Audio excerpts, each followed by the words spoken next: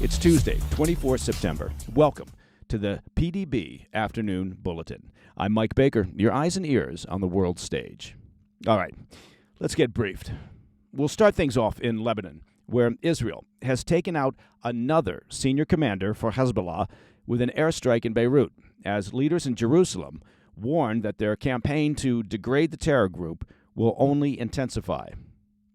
Then we'll turn our attention to Russia, where it appears a recent ICBM test, an intercontinental ballistic missile test, ended in disaster, raising serious questions about the state of Moscow's military, despite the Kremlin's constant nuclear threats and rattling of the nuclear saber. But first, our afternoon spotlight. I want to begin with an update on Israel's air campaign in Lebanon, which has dealt another significant blow to the leadership of the Hezbollah terror group. The Israeli military said on Tuesday that their forces eliminated senior Hezbollah commander Ibrahim Qubasi during an airstrike targeting Beirut.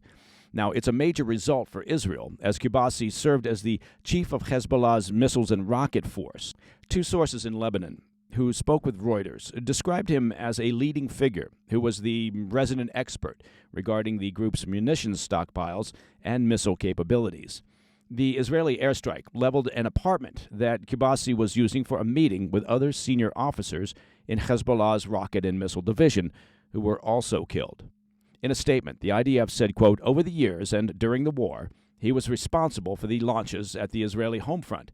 Qubasi was a central source of knowledge in the field of missiles and was close to the senior military leadership of Hezbollah," end quote.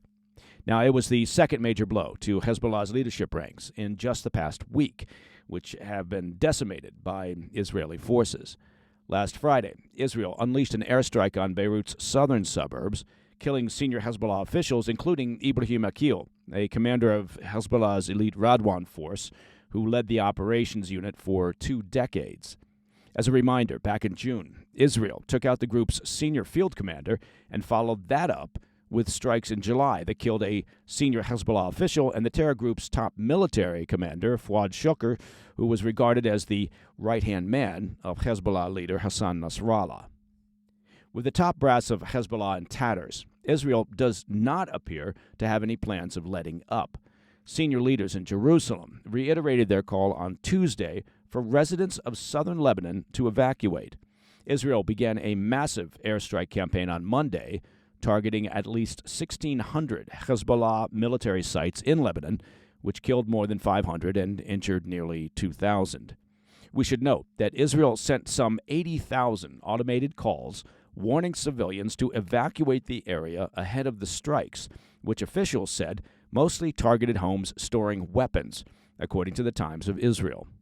In the face of international criticism, the IDF released pictures on Monday showing Hezbollah storing various munitions inside civilian homes, including cruise missiles, rockets with large warheads, and drones.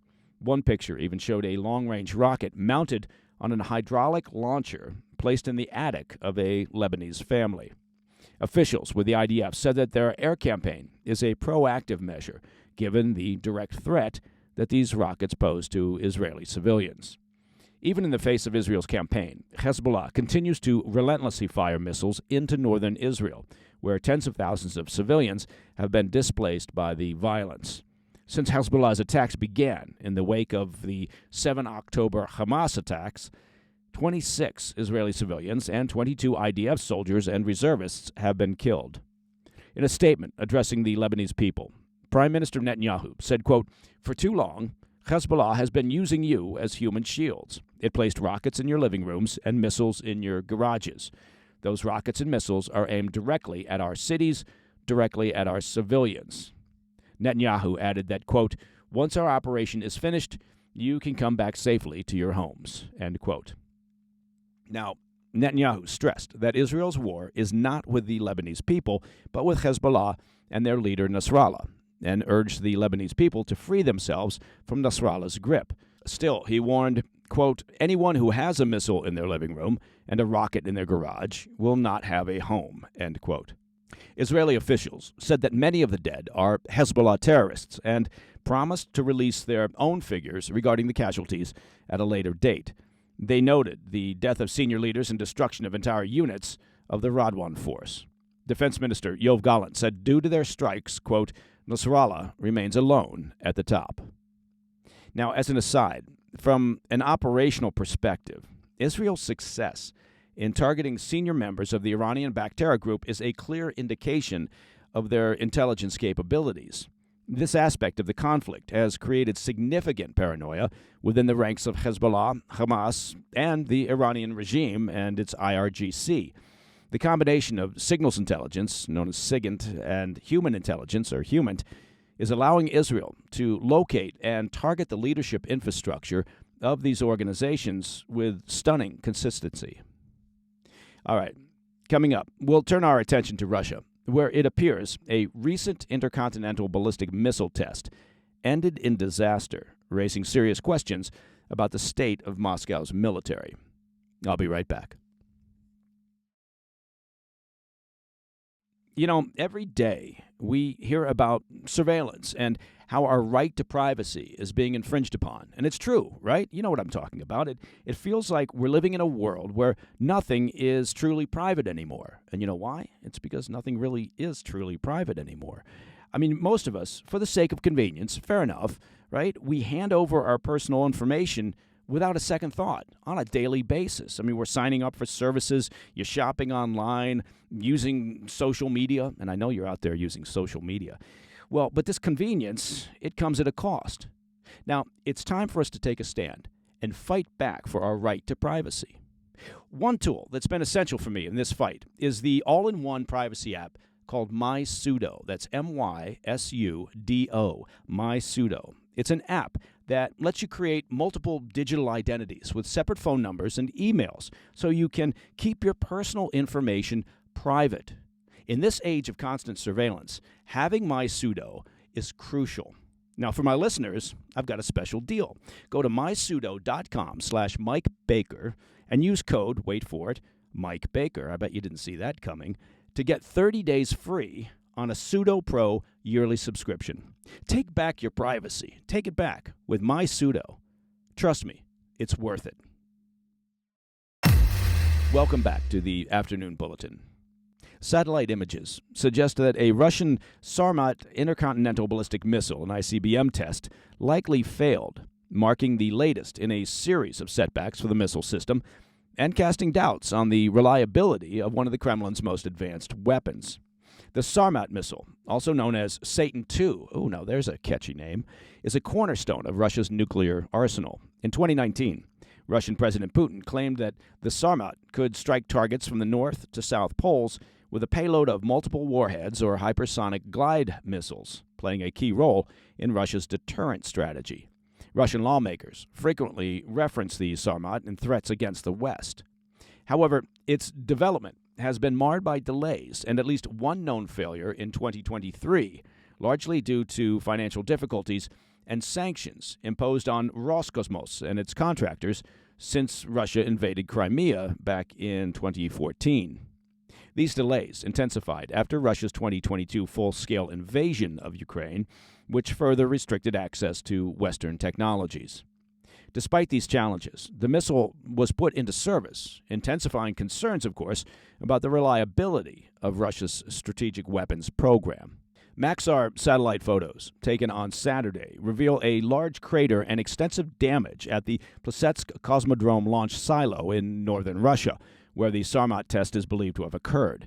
A 200-foot wide crater and surrounding damage indicate that the missile likely detonated during ignition or shortly after launch, contrasting with earlier images that show no damage to the site.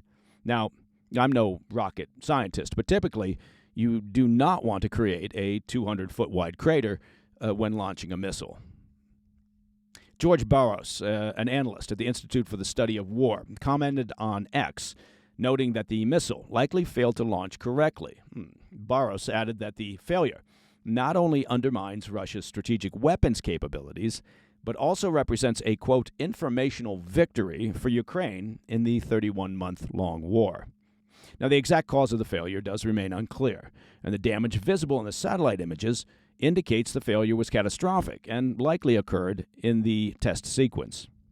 Despite the apparent failure, Russian officials remain tight-lipped, Kremlin spokesperson Dmitry Peskov stated on Monday, quote, "We have no information on this matter, none at all. This is rather a question that falls within the competence of our military," end quote. Well, that doesn't sound like it's going to end well for the military officers in charge. Russia's handling of military failures, often downplayed or denied altogether, mirrors its response to this particular incident as the Kremlin seeks to maintain an image of strength in the face of growing questions about the missile's reliability. And that, my friends, is the PDB Afternoon Bulletin for Tuesday, 24 September. If you have any questions or comments, please reach out to me at pdb@thefirsttv.com. Now, if you're jonesing for an ad-free PDB experience, well, the solution is simple. Just become a premium member of the President's Daily Brief by visiting pdbpremium.com. I told you it was very simple.